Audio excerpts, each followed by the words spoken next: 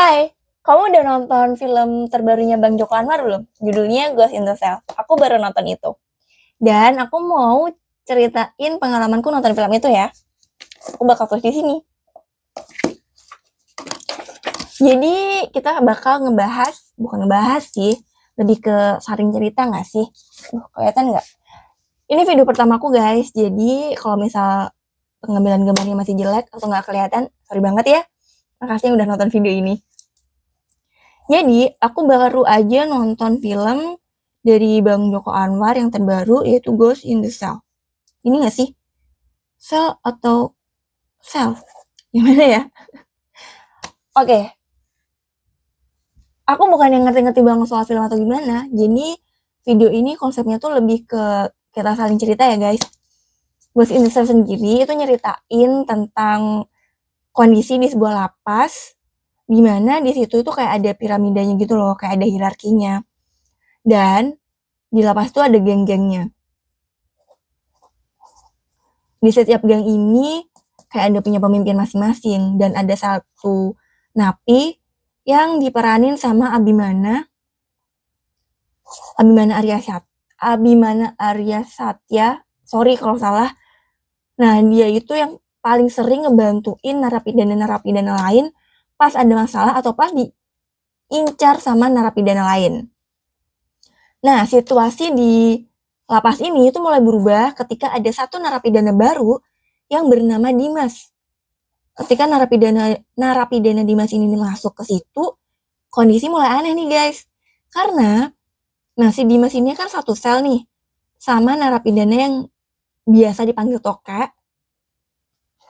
yang diperanin sama Kak Aming. Aku tapi benar, aku tuh respect banget, aku tuh suka banget sama karakternya Kak Aming ya. Karena Kak Aming tuh bisa meranin karakter ini dengan, paham gak sih, ada creepy gimana gitu loh. Nah, ketika si Dimas ini satu sel sama karakter Toke, semua napi di blok C itu udah kayak, aduh, abis sih nih Dimas, bakal abis sama si Toke. Tapi ternyata enggak guys. Enggak, ternyata malah keesokan harinya si karakter Toke ini yang mati. Dan matinya itu nggak wajar banget. Ya nggak, yang udah nonton? Setuju nggak? Kalau ini tuh nggak wajar banget. Nah, si Toke ini ketika udah meninggal ditemukannya itu bukan persis ya, setipe sama bosnya Dimas pas ditemukan meninggal. Nah, si Dimas ini juga masuk ke penjara itu karena dituduh atas pembunuhan si bosnya. Jadi kayak wow banget gak sih modelan Dimas, dimana udah kelihatan di trailer itu dia kan kayak alim, kayak cupu, kayak pendiam, tapi bisa ngebunuh setragis itu, sesadis itu. Dan si Toke ini ditemuinnya juga mirip-mirip tuh sama bosnya Dimas. Oke, itu satu. Nah, di situ di penjara ini kan juga ada nih beberapa narapidana, satu geng sama Abimana. Di situ ada yang bisa ngeliat kayak hantu gitu loh guys. Dia tuh ngelihat karakter Toke ini tuh jalan ke Dimas. Sementara setelah beberapa menit kemudian jenazahnya Toke ini ditemuin. Wah, ini kayak pertanda gitu loh. Itu juga kejadian. Itu kematian pertama tuh di Toke, kematian kedua itu di karakter yang diperanin sama Tora Sudiro. Sebelum karakter Tora Sudiro ini meninggal dan ditemuin dalam kondisi yang cukup unik dalam tanda petik seperti Toke dan bosnya Dimas, ini aku lupa banget lagi siapa namanya ya, itu juga ngelihat sosok yang mirip karakter Tora itu jalan ke Dimas juga. Jadi di penjara ini mulai ada apa sih dengan karakter Dimas? Karakter Dimas ini yang ngebawa sialnya atau karakter Dimas ini yang bakal jadi penolong gitu? Mungkin aku bakal nge-spoiler ya secara nggak langsung. Jadi ini buat yang udah nonton aja sih. Kalau yang belum nonton dan ke spoiler nggak apa-apa. Oke, jadi akhirnya si Abimana dan teman-temannya gengnya ini ngedatengin si Dimas. Lo tuh ada apa sih, lo ngebawa apa sih? Kejadian ini tuh terjadi setelah lo dateng. Nah, Dimas juga nggak ngerti. Bukan gue juga yang ngeburu bos gue. Akhirnya ketahuan lah nih guys, kalau Dimas itu nggak ngerasa ngebunuh bosnya, cuman ya nggak tahu kenapa bisa dia yang dituduh. Nah, sebelum dia ngebunuh bosnya, dia tuh nyelidikin kasus pembalakan hutan, penggundulan hutan, apa ya istilahnya? Pokoknya berhubungan sama hutan, di mana lahannya itu akhirnya dipakai jadi tambang nikel. Tapi bukan cuma itu, bukan cuma soal hutannya.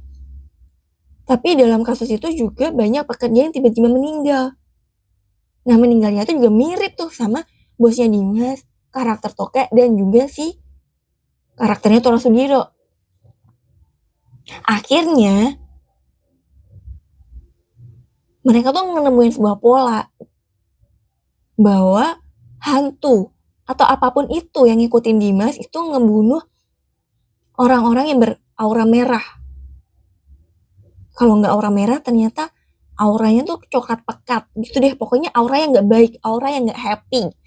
Jadi kayaknya di film itu kurang lebih ngajarin bahwa kita tuh harus jadi orang baik atau minimal jadi orang happy ya, nikmatin hidup gitu.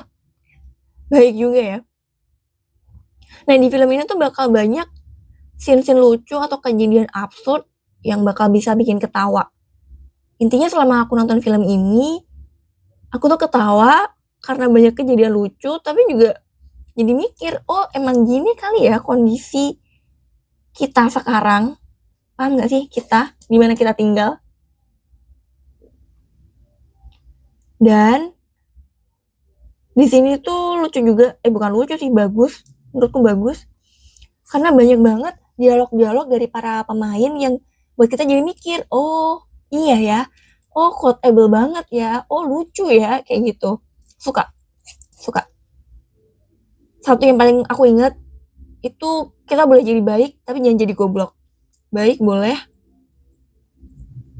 goblok jangan. Dan satu lagi, dari semua orang, dari banyaknya orang, berpuluh-puluh, berjuta-juta orang di bumi ini yang mungkin jahat, pasti bakal tetap ada orang yang baik. Setuju nggak?